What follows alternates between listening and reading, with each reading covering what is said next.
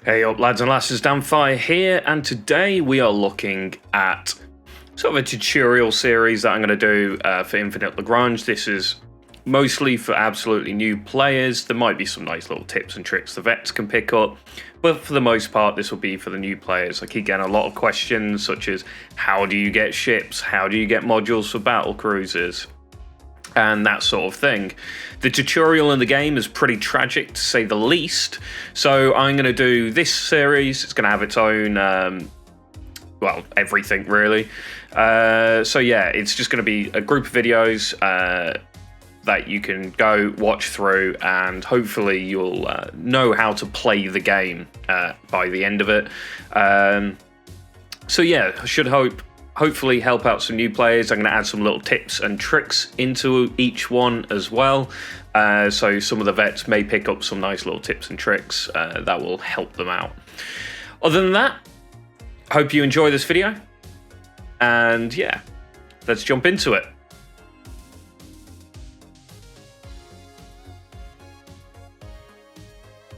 So first up, I thought probably go through the base and all of the components of the base, and I'll give you some tips and tricks on getting your base up as quickly as possible. Obviously, probably the most important thing is probably your base and then fleets, because at the end of the day, your base, builds everything. So, jumping in, we can see here we've got lots of little buttons we can go click on. So, first off though, I want to go with the construction. And I'll go through some tips on the construction first. This will allow you to pretty much do everything in the game. You have things like generic ports, which increase the amount of command points you're allowed in total.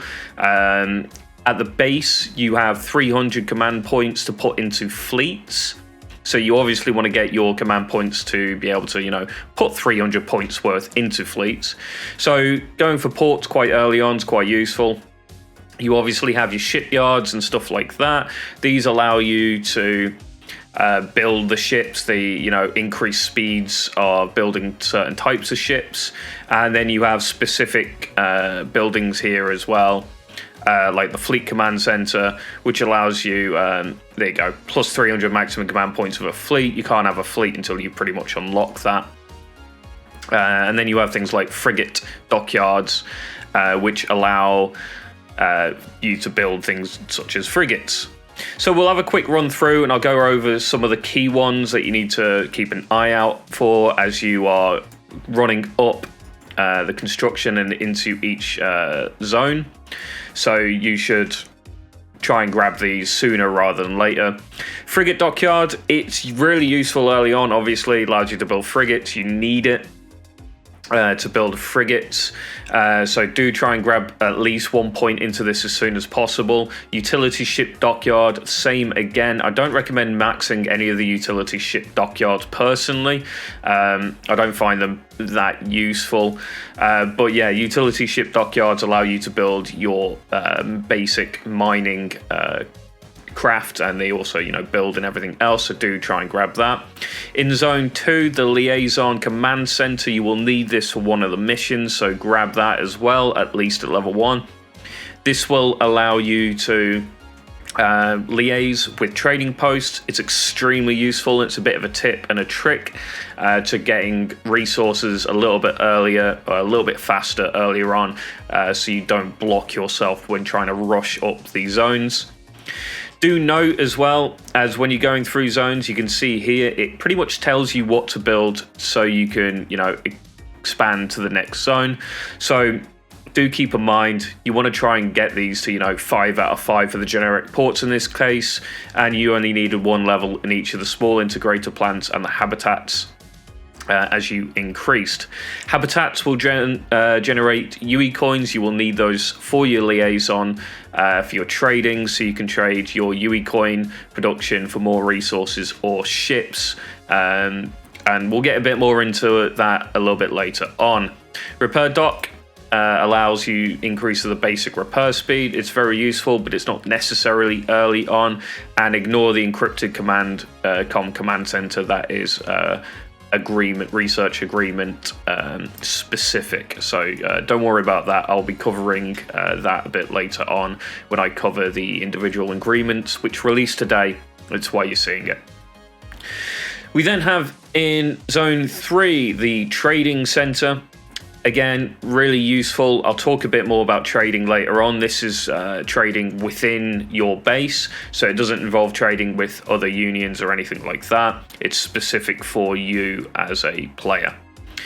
Generic ports again in here, obviously really useful. You've got the smelting plant. I'm going to give you a little tip now. So you get your generic port to 3, you got your trading centers to level 1 and your capital shipyard to 5. That will allow you to start your Zone 4 expansion, which gives you a bunch of stuff. But more importantly, while that is building, I highly recommend grabbing the reinforcement command center, the smelting plant, and start working on the crystal plants. During this time as well, try and grab your destroyer dockyard. You don't need the destroyer dockyard to start expansion 4, so just grab it as expansion 4 is working, and then you can build your destroyers a little bit later. It's a little bit slower to get fleets out that way, but it's generally safe enough that you can do it. I've never been attacked within the first couple of, well, you can normally do this within the first day, these first 2, all the way up to 3 within 24 hours. So, grab your destroyer dockyard as you're going to 4. When you get to 4, personally, I recommend grabbing the outpost command center and the large utility ship dockyard as your first upgrades within 4.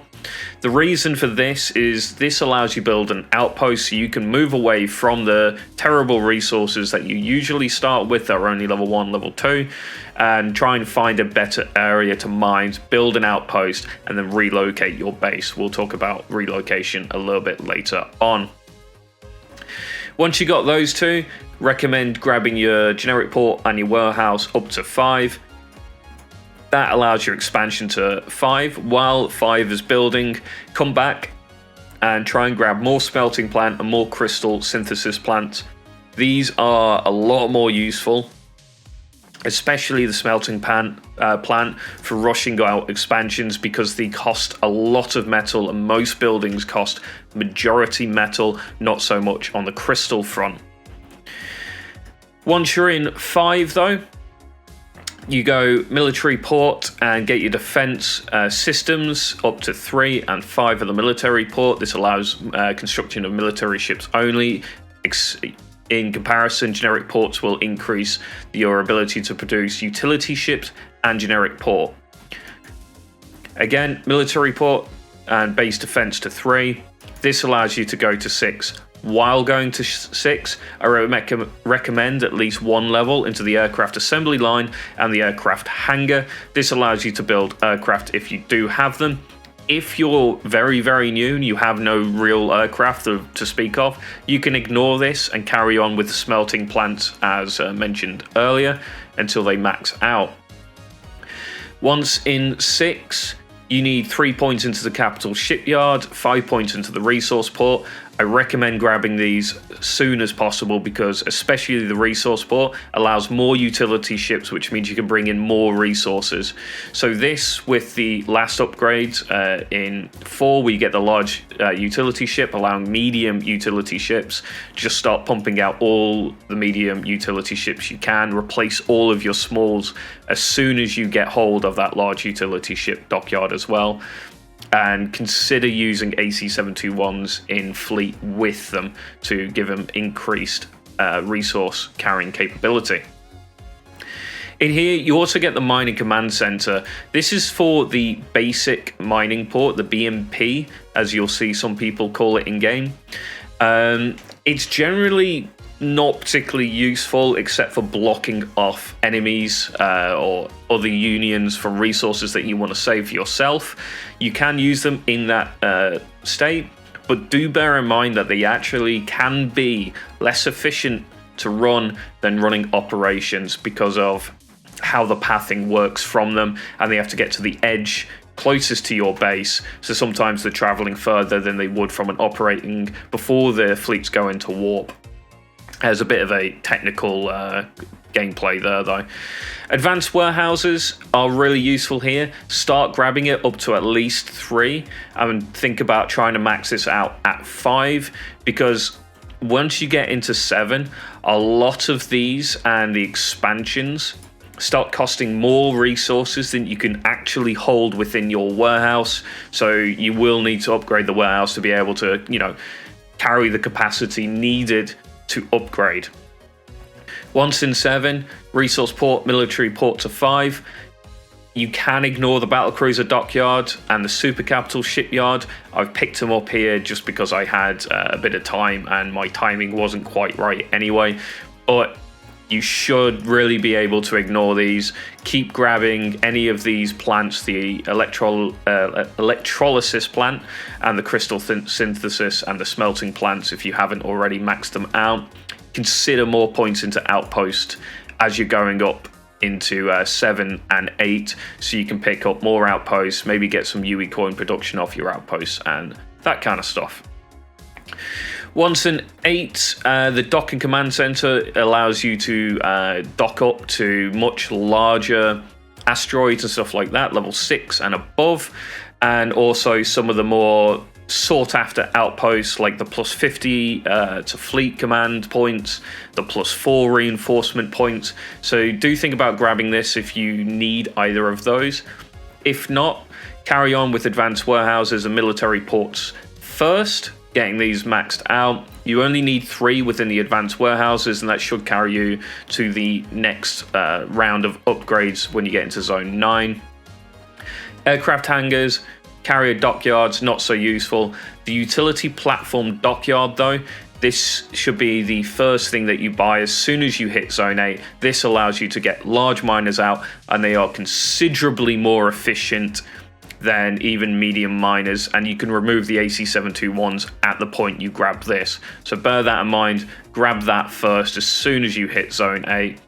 Consider getting advanced warehouses and military ports as you go up. And if you feel that you're lacking on resources a bit, grab the refining platform research center within zone 8. It allows you to build advanced mining platform, otherwise known as AMPs in the game, and this will really help you out pushing resources a lot faster, because this gives a considerable bonus. So definitely worth trying to grab this sooner rather than later.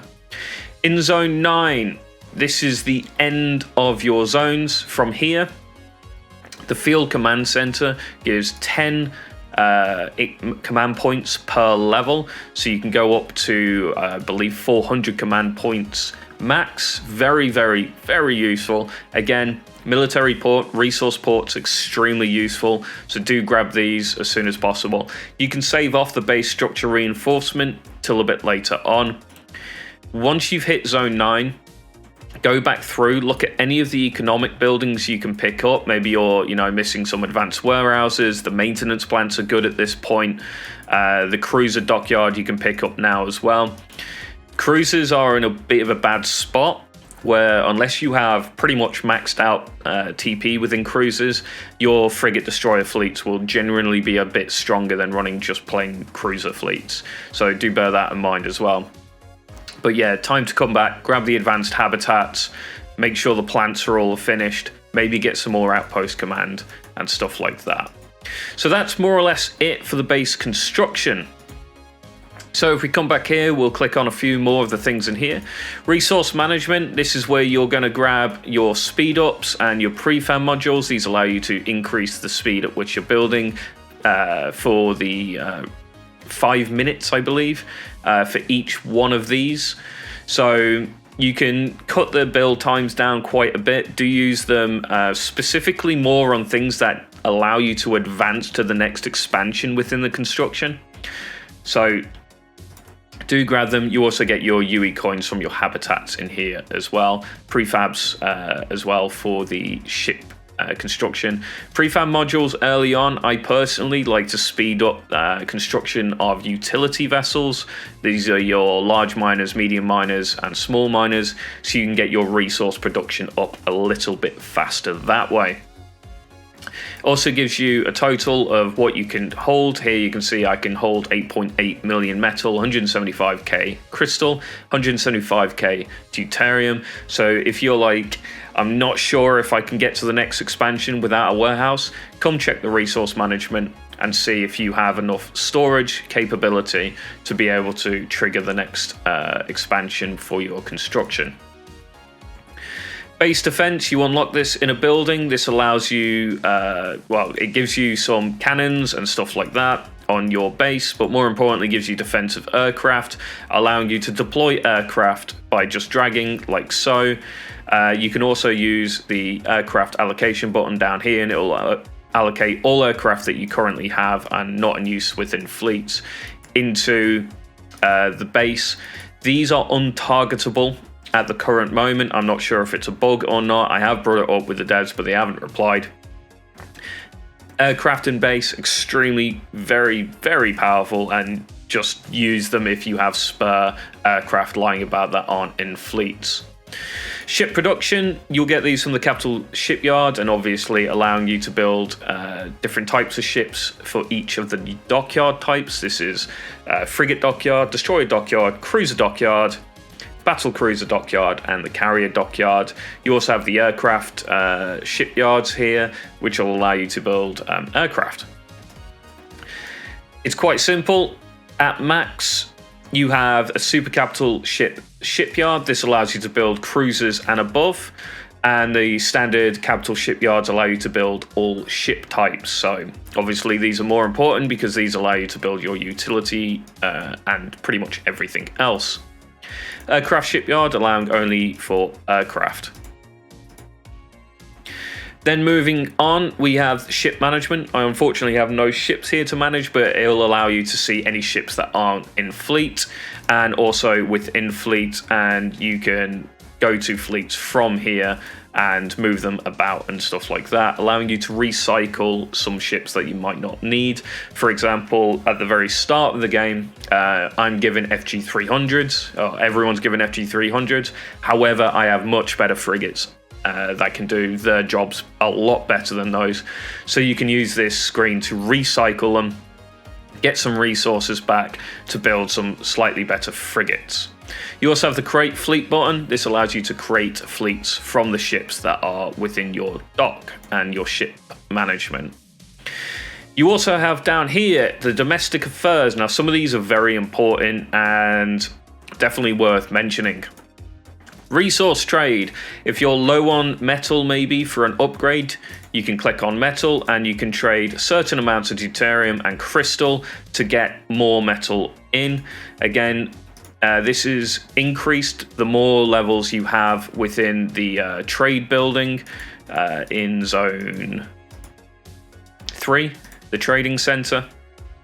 Gives you a better exchange ratio. So I quite like pumping this up. I haven't so far this season because I've been testing some other things out. But yeah, I quite like trying to get that up to max so you can get more resources from your crystal and dew. And I always pump from crystal or dew into metal because you do find you tend to lack metal when rushing through the construction. Ore refining, this is completely irrelevant at the moment. I believe it had something to do in the beta when you purchase trade packs from outposts. You would stick them in here and it would give you the resources. It's not used at the current moment, so please ignore that for now. And this is where I get bitten in the ass because now it's being used by the new agreements, and I haven't found that out yet.